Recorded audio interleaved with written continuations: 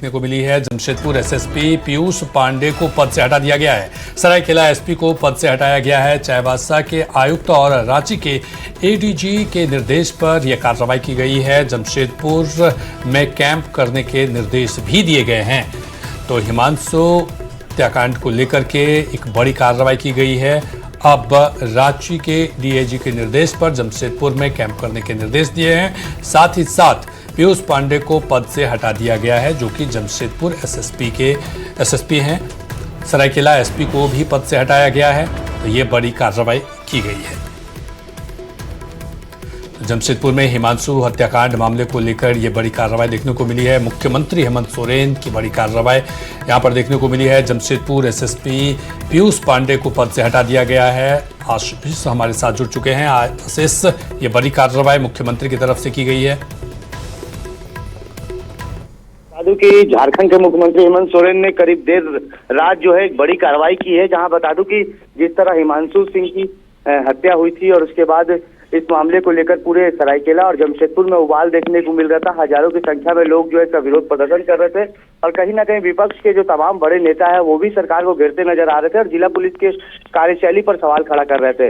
हालांकि पूरी घटना आपको बता दूं कि जब एक बार में विवाद हुआ था और उसी बीच जो है दो पक्ष में मारपीट हुआ था और उसके बाद पुलिस कस्टडी के दौरान जो है पुलिस की गाड़ी से उतारकर हिमांशु को चाकू से ताबड़तोड़ उस पर हमला कर दिया गया था, जिससे उसकी इलाज के दौरान मौत हो गई थी। और उसके बाद से ही पुलिस के खिलाफ लगातार जो है आक्रोश देखने को मिल रहा था। हालांकि झारखंड के मुख्यमंत्री हेमंत सोरेन ने इस मामले पर गंभीरता लिया। पहले पीड़ित परिवार से बात की फोन पर और उनसे कहा कि सरकार आपके साथ खड़ी है, जो भी उचित कार्रवाई होगी वो करेगी। और उसके बाद देर रात कल झारखंड के मुख्यमंत्री हेमंत सोरेन ने सरायकेला और जमशेदपुर दोनों एसएसपी को तत्काल जो है पद से हटा दिया। और उसके बाद जो है एडीजी के और रांची आईजी जो है वो पूरी तरह से 3 लगातार जमशेदपुर में कैंप करके इस पूरे मामले का जांच करेंगे और इस जांच रिपोर्ट जो है मुख्यमंत्री को सौंपा जाएगा। हालांकि अभी जमशेदपुर और सरायकेला का पदभार जो है वो कोल्हान के डीआईजी को दिया गया है और पूरे मामले की गंभीरता से जांच करके दोषी पर कड़ी कार्रवाई का जो है आश्वासन दिया गया है। हालांकि मुख्यमंत्री ने साफ तौर पर सोशल मीडिया में लिखकर ये कहा है कि सुरक्षा में कोई भी लापरवाही बर्दाश्त नहीं की जाएगी और इसी को लेकर ये कार्रवाई की गई है और जो दोषी पुलिस अधिकारी है उन पर भी कड़ी कार्रवाई का निर्देश मुख्यमंत्री हेमंत सोरेन ने दिया है। जी, बहुत बहुत शुक्रिया तमाम जानकारी के लिए आशीष। तो देखिए, यहाँ पर जमशेदपुर में हिमांशु हत्याकांड मामले में जिला पुलिस ने बिष्टुपुर स्थित यहाँ पर बार को बताया ये जा रहा है कि यहाँ पर बार को सील कर दिया है। कार्रवाई करते हुए अब तक 3 लोगों को गिरफ्तार भी किया है। 8 लोगों पर केस दर्ज किया। इसमें बार के मैनेजर और बाउंसर भी शामिल हैं। इस मामले को लेकर कोल्हान एडीजी मनोज कौशिक जमशेदपुर पहुंचे और एसएसपी, सिटी एसपी, डीएसपी और थाना प्रभारी के साथ बैठक की। पीड़ित परिवार से मिलने के लिए पहुंचे एडीजी ने पुलिसकर्मियों की लापरवाही की बात कबूल की है। आरोपियों से रिमांड में पूछताछ की बात कही और स्पेशल टीम का गठन किया जाएगा। जांच का भरोसा दिया है।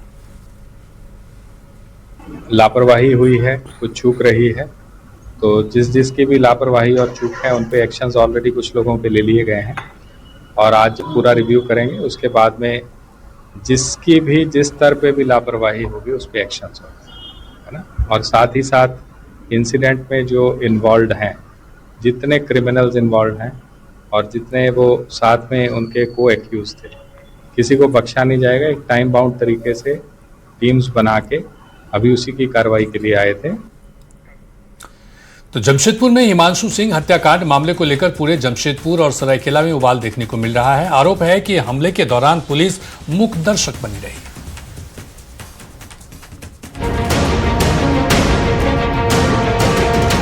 जमशेदपुर के बिष्टुपुर में बार के बाहर विवाद में एक शख्स की मौत का मामला तूल पकड़ता जा रहा है। बार से बाहर निकलते ही विवाद खूनी संघर्ष में तब्दील हो गया। सूचना मिलते ही पुलिस मौके पर पहुंची और मामले को शांत करवाते हुए हिमांशु सिंह और प्रत्युष आनंद को पुलिस हिरासत में लेकर पीसीआर गाड़ी में बिठाया गया। आरोप है कि दूसरे पक्ष के लोगों ने दोनों को गाड़ी से निकालकर ताबड़तोड़ चाकू से हमला किया और पुलिस मुखदर्शक बनी रही। हिमांशु सिंह की मौत के बाद नाराज लोगों ने जमकर हंगामा किया, जिसके बाद एसएसपी ने बिष्टुपुर थाना प्रभारी समेत 3 जवानों को सस्पेंड कर दिया है। नाराज लोगों ने पुलिस को 48 घंटे का अल्टीमेटम दिया है और आरोपी की गिरफ्तारी नहीं होने पर जमशेदपुर बंद और उग्र आंदोलन का आह्वान किया गया। किसी पर अगर हत्या का प्रयास होता है या किसी को कोई भय होता है या डराया जाता है तो लोग दौड़ के पुलिस के पास जाते हैं, थाना में जाते हैं। अब अगर थाना में भी सुरक्षित नहीं है, पीसीआर में भी अगर आदमी सुरक्षित नहीं है, तो इससे आप कर्तव्यहीनता का अंदाजा लगा सकते हैं कि कितना ये लोग कर्तव्य के अपने पालन कर रहे हैं।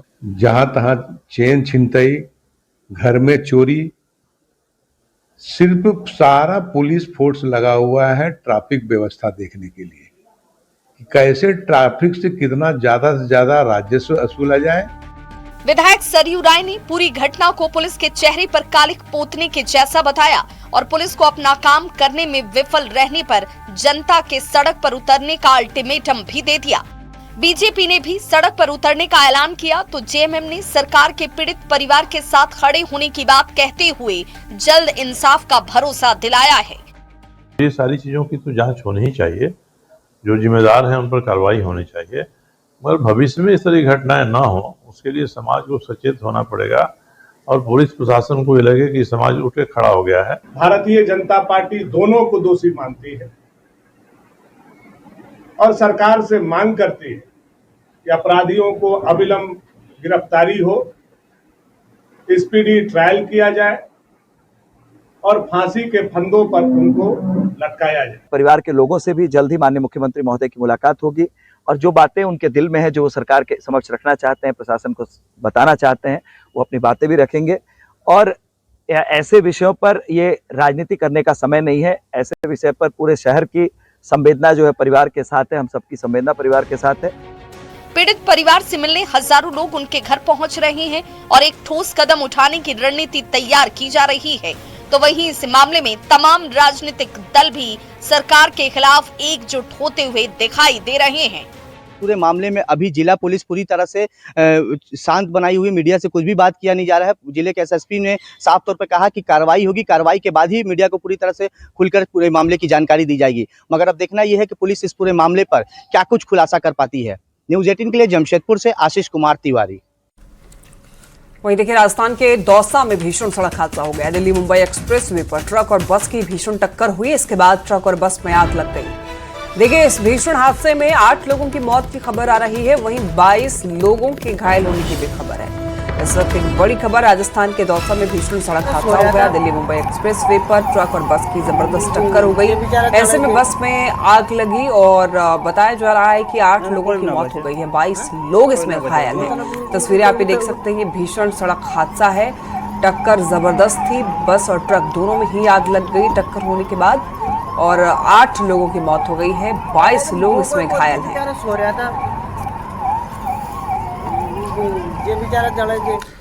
और एक राहत भरी खबर, कॉमर्शियल एलपीजी सिलेंडर के दाम में गिरावट देखने को मिली है। 19 केजी वाला कॉमर्शियल सिलेंडर सस्ता हुआ है।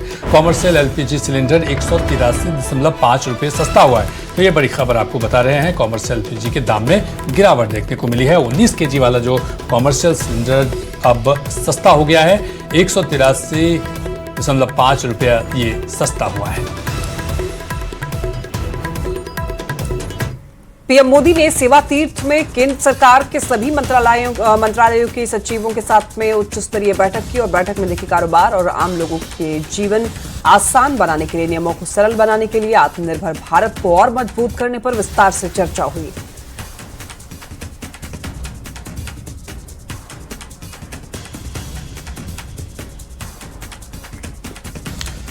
और अगली बड़ी खबर मोतिहारी से है, जहां नेपाल से नाबालिग छात्रा का रेस्क्यू किया गया है। 2.5 महीने बाद नेपाल से सकुशल बरामद हुई है। स्कूल जाते समय अगवा हुई थी छात्रा। प्यार के जाल में फंसाकर नेपाल ले जाने का आरोप है। वीरगंज के मकान में बंधक बनाकर उसे रखा गया था। छात्रा ने पिता को फोन कर बताई लोकेशन, जिसके बाद बिहार नेपाल पुलिस ने संयुक्त अभियान चलाया और छापेमारी कर छात्रा को सुरक्षित मुक्त कराया।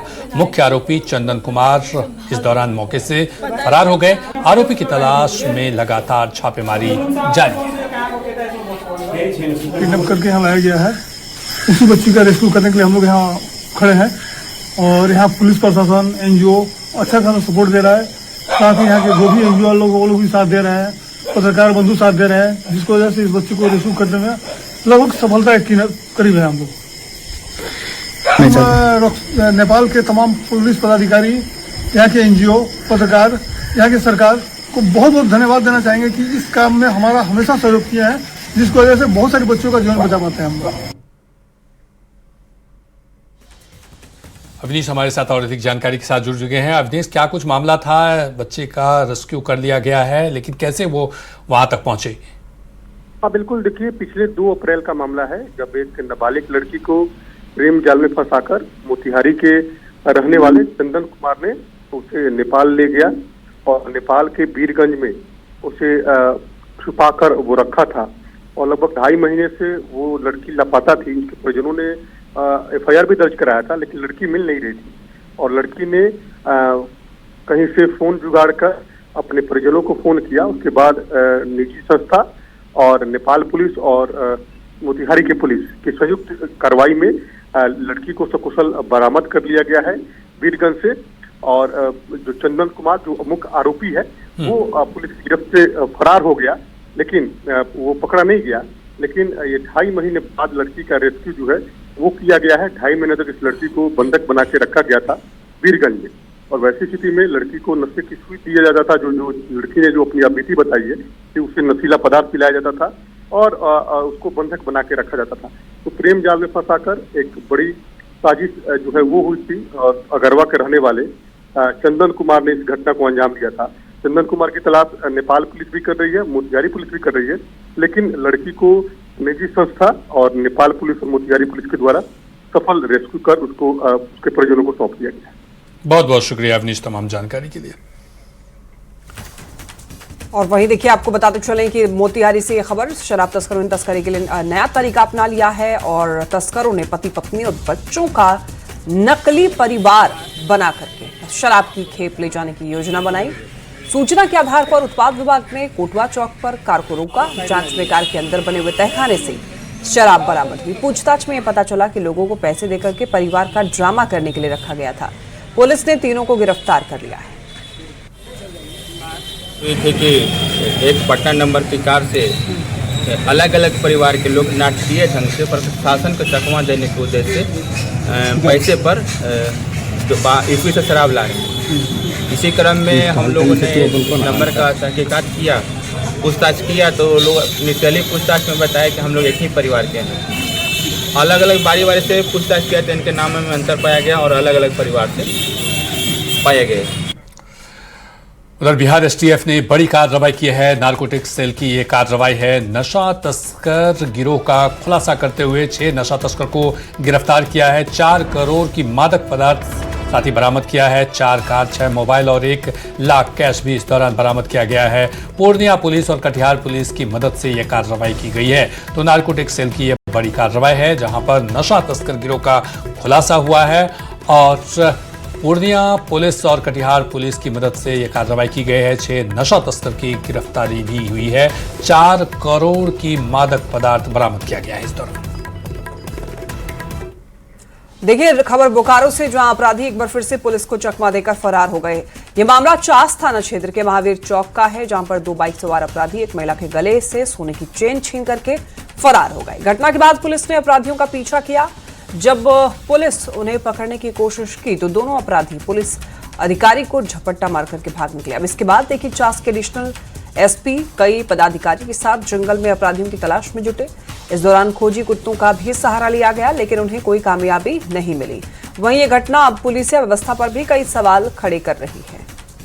उन लोग आया, देखिए हम यहाँ गाड़ी खड़ा किया, पीछे चल गया, फिर आया और आया यहाँ पानी पी रहा था सर, तब तक तो गाड़ी आ गया पुलिस। हाँ जी पुलिस आया। तो उसके बाद हम लोग को पकड़ लिया था, लेकिन छूट गया, सर गिर गया ना तो छूट गया हाथ से, तो लोग इधर से भाग गया। एक आदमी इधर से चेन छिनताई कर भाग रहे 2 अपराधियों को पुलिस ने जरूर पकड़ने का काम किया, लेकिन पुलिस को चकमा देकर अपराधी फरार हो गए। आप देख सकते हैं ये रामडी मोड़ है और यहीं पर अपराधी जो है बैठे हुए थे। इसी दौरान 4 पुलिस के जवान यहाँ पहुंचे, पदाधिकारी पहुंचे और पुलिस को चकमा देते हुए जो है अपराधी फरार हो गए। अब देख सकते हैं कि फरार होने के बाद ये पुलिस का जो पूरा है कुनबा यहाँ पहुंचा है और जांच करने में जुटा हुआ है। जिस प्रकार से चास थाना क्षेत्र में लगातार चेन छिनताई की घटना हो रही है, पुलिस के लिए चुनौती जरूर है। अब पुलिस सड़क में है कि थाने में रहती है ये कहना बड़ी मुश्किल है, लेकिन जिस प्रकार से पुलिस के सामने से अपराधी भाग जाते हैं, पुलिस पर कई सवाल खड़े हो रहे हैं। हालांकि ASP है वो भी आए थे, लेकिन उनका कहना है कि अभी हम इस पर कुछ नहीं बोलेंगे, अपराधी को पकड़ने का काम करें। तो आप देख सकते हैं जो गाड़ी है उसको ले जाया जा रहा है और गाड़ी को थाने ले जाया जा रहा है। ऐसे में कह सकते हैं कि चास पुलिस तत्परता जरूर दिखाई, लेकिन चास पुलिस के लिए चुनौती है कि लगातार चास में चेन छिनतई की घटना हो रही है और पुलिस जो है हाथ पर हाथ धर के बैठे रह रही है। मृत्युंजय कुमार, न्यूज 18 बोकारो। उधर सरायकेला में आदित्यपुर के आरटीआई थाने क्षेत्र में प्रेम ज्वेलरी दुकान में रंगदारी नहीं देने पर दो अपराधियों ने चावड़ दुकान पर जानलेवा हमला किया है। इस घटना में ज्वेलरी दुकान के मालिक प्रेमचंद्र गंभीर रूप से घायल हो गए, जिसे आनंद फानंद में टीएमएच अस्पताल में भर्ती कराया गया, जहां उसकी हालत नाजुक बनी हुई है। अपराधी ने रंगदारी नहीं देने पर दुकानदार पर चापड़ से हमला किया, जिसकी पूरी घटना सीसीटीवी कैमरे में कैद हो गई। एक अपराधी फरार हो गए, दूसरे अपराधी को स्थानीय लोगों ने पकड़ लिया। सूचना मिलते ही पुलिस मौके पर पहुंची और पुलिस मामले की जांच में जुट गई।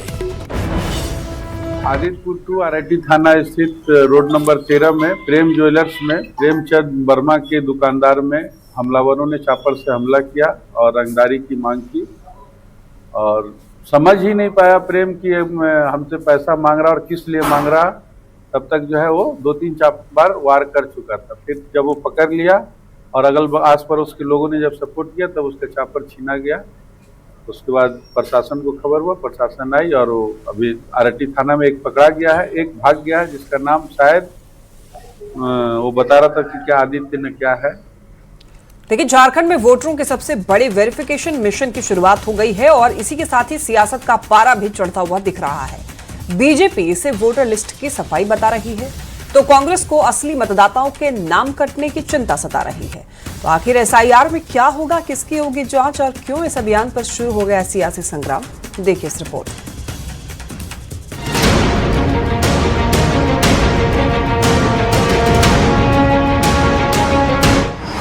तीस जून से शुरुआत, 29 जुलाई तक घर घर सत्यापन, बीएलओ करेंगे वोटर की मैपिंग। 30 जून से पूरे झारखंड में मतदाता सूची का सबसे बड़ा सत्यापन अभियान शुरू हो गया। राज्य भर के बूथ लेवल ऑफिसर अगले 1 महीने तक घर घर पहुंचेंगे, मतदाताओं की मैपिंग करेंगे, इम्यूनरेशन फॉर्म भरवाएंगे और हर वोटर का रिकॉर्ड अपडेट करेंगे। चुनाव आयोग के मुताबिक राज्य में 2,64,63,236 वोटर्स हैं, जिनमें 2,17,20,731 की मैपिंग पूरी हो चुकी है, जबकि 47,42,505 मतदाता अब भी अनमैप्ड हैं। अब जरा ये भी जान लीजिए कि अनमैप्ड वोटरों में कौन कौन शामिल है।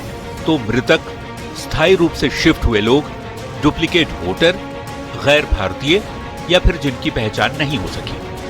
इन 47 लाख से ज्यादा अनमैप्ड मतदाताओं में ऐसे नाम शामिल हैं जिनकी मौत हो चुकी है, जो स्थायी रूप से दूसरी जगह जा चुके हैं, जिनके नाम एक से ज्यादा जगह दर्ज हैं या फिर जिनकी पहचान अब तक नहीं हो सकी है। अब एसआईआर अभियान के दौरान इन सभी का एक एक कर सत्यापन किया जाएगा। रांची में सबसे ज्यादा और लोहरदगा में सबसे कम अनमैप्ड मतदाता है। एसआईआर को लेकर निर्वाचन आयोग की तैयारी पूरी है। पार्टिसिपेटिव मोड में पूरा तरफ से आपका BLA-2 का सहयोग में अच्छा से एक मतदाता सूची त्रुटि रहित निर्माण करने का सहयोग आग्रह किया गया था। वो भी आश्वासन दिया था, उनका सभी बूथों पर BLA-2 नियुक्ति करते हुए पूरा तरफ से सहयोग करने के लिए भी सहमति दी गई। एक नजर डालते हैं एसआईआर के पूरे कैलेंडर पर। 29 जुलाई तक सत्यापन, 5 अगस्त को प्रारूप सूची, 4 सितंबर तक दावा आपत्ति, 3 अक्टूबर तक निष्पादन, 7 अक्टूबर अंतिम मतदाता सूची। निर्वाचन आयोग ने इस अभियान में राजनीतिक दलों की भागीदारी भी सुनिश्चित की है। राज्य भर में 74,320 BLA-2 नियुक्त किए गए हैं, जो बूथ स्तर पर BLO के साथ पूरी प्रक्रिया की निगरानी करेंगे। मतदाता सूची का यह महाअभियान शुरू होते ही सियासत भी पूरी तरह गर्मा गई। बीजेपी इसे लोकतंत्र को मजबूत करने और फर्जी वोटरों की पहचान का अभियान बता रही है, जबकि कांग्रेस को आशंका है कि सत्यापन के नाम पर कहीं असली मतदाता ही सूची से बाहर न हो जाए। यही वजह है कि कांग्रेस अधिक अलर्ट दिख रही है। बस यही चाहती है कि जो जेन्युइन वोटर है उनका नाम नहीं काटा जाए, क्योंकि ये सब देखा गया है कई राज्यों में एसआईआर के नाम पर जो दूसरे पार्टी के वोटर्स हैं उनका नाम काटा गया है। ऐसा नहीं होना चाहिए। पहली बार नरेंद्र मोदी जी के नेतृत्व में चलने वाली सरकार में पहली बार SIR का काम हो रहा है। इसलिए हर नागरिक का कर्तव्य है कि जो अब इस दुनिया में नहीं है, चाहे जो बाहर से घुसपैठिए आकर के जो हमारे अधिकार और हक को छीनने का काम कर रहे हैं, उसको हटाने का काम करना चाहिए। का काम अभियान होगा तो जो अवैध वोटर हैं वो कटेंगे। अब इसको ही कोई मुद्दा बना दे कि इतने कट गए, इसका मतलब कि लंबे समय से बंगाल में अवैध वोटर बड़ी संख्या में वोटर इसमें थे। में वो परिस्थिति नहीं बने, इसके लिए कांग्रेस पार्टी लगातार जागरूकता अभियान भी चला रही है। हमारा BLA बूथ पे पूरी मुस्तैदी के साथ खड़ा भी है और किसी का नाम नहीं कटे, इसके लिए भी कांग्रेस पूरी तरह से हम तैयार हैं।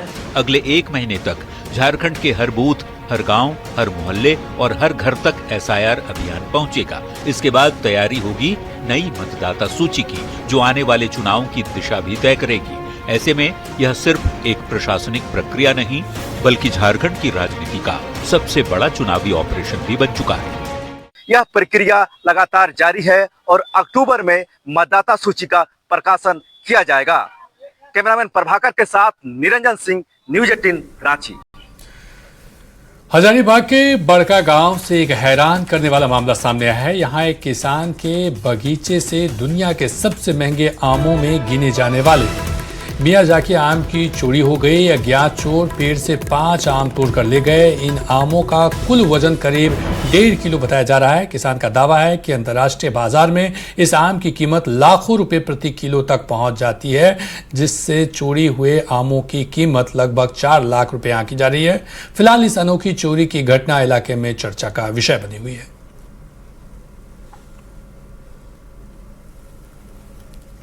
जापानी आम है, ये जापानी वैरायटी है। इसको लोग एकदम हल्ला उड़ा दिया है लोग कि 3 लाख रुपए किलो। तो कब चोरी हुआ था आपका? ये परसों नरसों चोरी। परसों नरसों। कितना आम फला था आपके यहाँ पर? ये 11 पीस था इसमें टोटली। 2 पीस पहले टूट गया। अच्छा। और उसमें जो है कहिए कि 5 गो आम चुरा के ले गया, तो 4 गो आम हम लोग तोड़ के नहीं। झारखंड में देखिए, सहायक आचार्य नियुक्ति के तहत मुख्यमंत्री ने रांची के खेलगांव से 1042 अभ्यर्थियों को नियुक्ति पत्र सौंपे। जामताड़ा जिले के 39 अभ्यर्थियों को भी नियुक्ति मिली। करमाटांड प्रखंड के तेतुलबंधा गांव निवासी नंदलाल रवानी को 29 जून को सहायक आचार्य का नियुक्ति पत्र मिला, लेकिन 30 जून को उनकी उम्र 60 वर्ष पूरी हो गई है और वो रिटायर हो गए हैं, यानी कि नियुक्ति मिलने के अगले ही दिन नौकरी समाप्त। नंदलाल रवानी के हाथ में नियुक्ति पत्र तो है, लेकिन उस पर नौकरी की शुरुआत की तारीख कभी दर्ज नहीं हो पाई। अब देखना यह होगा सरकार ऐसे मामलों में कोई मानवीय पहल करते हुए समाधान निकालती है या नहीं। काम नहीं कर पाए। मैंने रिक्वेस्ट किया था जिला के जो थे वहां पर उपस्थित रांची स्टेडियम में, बोले सर कल हमको किसी तरह से योगदान करा दीजिए, एक दिन भी मैं नौकरी कर लूं तो समझ लूंगा कि मैं उधार हो गया। लेकिन उन लोगों ने साफ इनकार किया कि यह संभव नहीं है। सरकार से मांग करते हैं कि जो भी नियुक्तियां प्रक्रियाधीन रहता है उसको जितना जल्द हो सॉर्ट आउट करके उसको निकाल दे। इस तरह से मान लीजिए 23 का वैकेंसी और बहाली करते करते 26 आ गया। उस समय तो 58 साल था, मैंने अंतिम उम्र पारा टीचर के लिए, तो हमारा 57 हो रहा था उस समय। 57 में आवेदन किया, 3 साल प्रक्रिया में रह गया, जिस कारण हमको वहां तक मुकाम तक नहीं पहुंच पाए। जाहिर सी बात है, सरकारी नौकरी में ड्यूटी करना हर सरकारी सेवक के लिए एक सपने जैसा होता है, लेकिन नंदलाल जी के साथ यही सपना पूरा नहीं हो पाया, जिसका मलाल उन्हें है। अब उन्हें उम्मीद है कि सरकारी नौकरी का वेतन ना सही लेकिन पेंशन उन्हें जरूर मिल जाए और ऐसा पुनरावृत्ति और किसी के साथ सरकार न करे, समय पर सरकार बहाली करे, ताकि और किसी के भविष्य के साथ ऐसी खिलवाड़ ना हो। सुमन भट्टाचार्य, न्यूज 18 जामताड़ा। और अब बात विश्व प्रसिद्ध श्रावणी मेले की। विश्व प्रसिद्ध श्रावणी मेले की शुरुआत होने वाली है। इसको लेकर भागलपुर जिला प्रशासन और पुलिस ने तैयारी तेज कर दी है। डीएम और एसएसपी ने कई विभाग के अधिकारियों के साथ नमामि गंगे घाट, अजगैबीनाथ मंदिर सहित कच्ची कांवरिया पथ का निरीक्षण किया। इस दौरान डीएम ने सभी विभाग के अधिकारियों को तय समय सीमा से पहले तैयारी पूरी करने का निर्देश दिया।